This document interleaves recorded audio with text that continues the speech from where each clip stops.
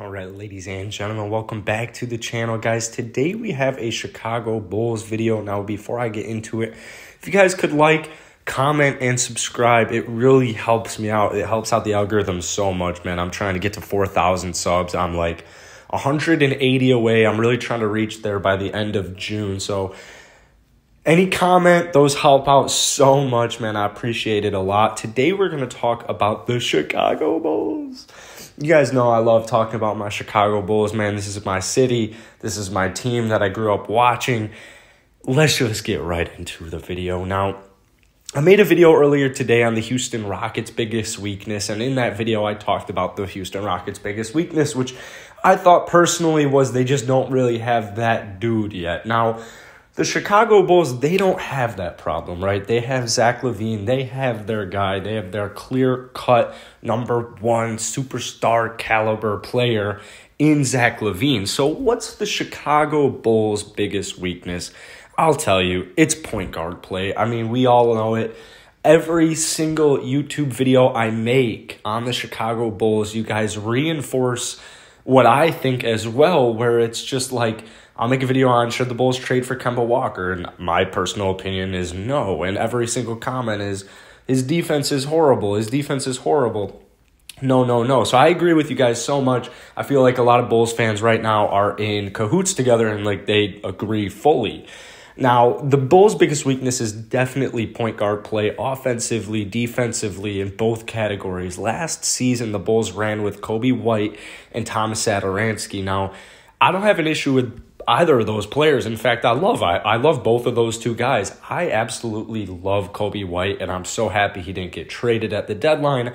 I'm so happy he's still on a Chicago Bulls roster in uniform because I have high hopes for him. He's 2 years into his contract, or 2 years into his NBA career right now. 2 years left on the Chicago Bulls on his rookie year deal. So we'll see what happens. But with Satoransky, man, I think he is just more added depth. You know, this isn't the type of guy I want being my starting point guard. This isn't even really the guy I want being my backup point guard. However, he did a relatively fine job. I mean, he did a fine job. Coby White did a fine job, but they are not what the Bulls should be looking for moving forward because they have Zach LaVine in his prime and Nikola Vucevic in his prime, and you want to maximize both of those guys.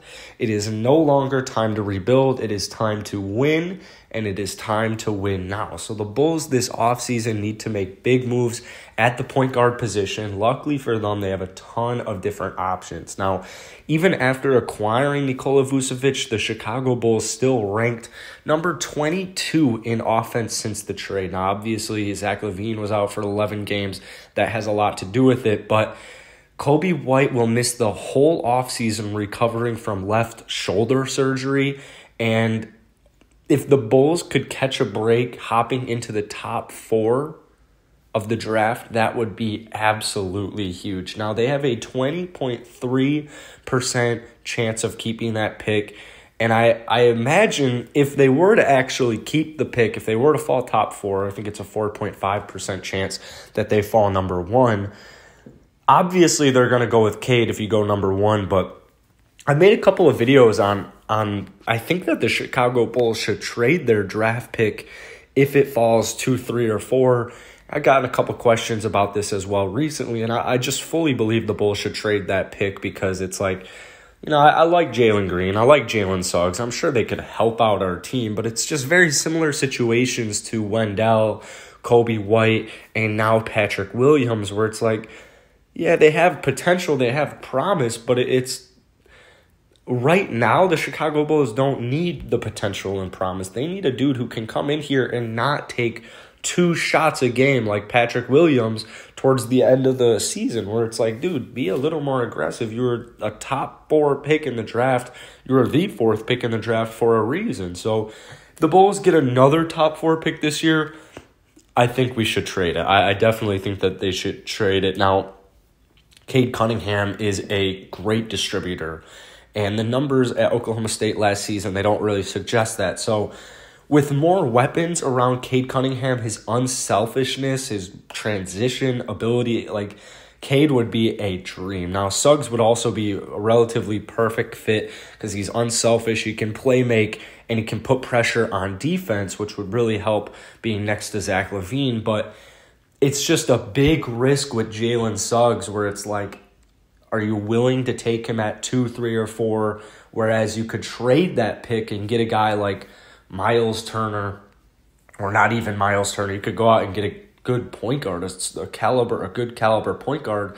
There have even been some sign and trade ideas out there floating with like a Laurie for a Kyle Lowry swap, and I personally would be way more inclined for that. Obviously, I think that's a little different story if the Bulls were to get a top 4 pick. Now, a top 4 pick in the NBA draft, especially a deep draft like this, it's probably one of the most valuable things. It is one of the most valuable things in the NBA. So, Miles Turner, I made a whole video about the Bulls trading that pick and getting a guy like Miles Turner. I mean, Miles Turner wouldn't even be enough. That's how crazy this draft is, and that's how crazy a top 4 pick is, that people just seem to forget every single year. I swear most NBA fans forget how important, because how crazy the odds are of actually falling into that category. It's just unbelievable.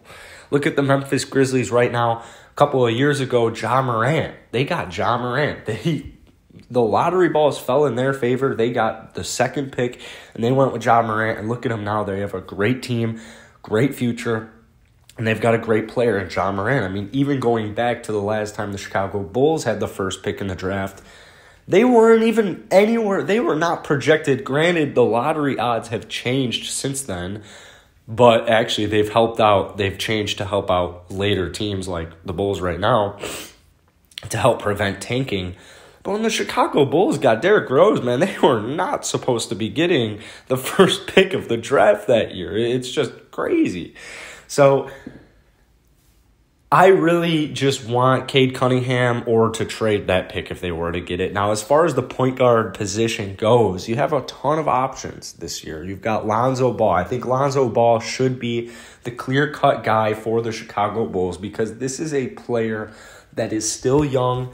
He still has potential, and his game's still evolving. With guys like Kyle Lowry and Chris Paul, you know exactly what you're going to get. You're going to get a veteran leader who can help win games, help lead your team, help mentor. You know that.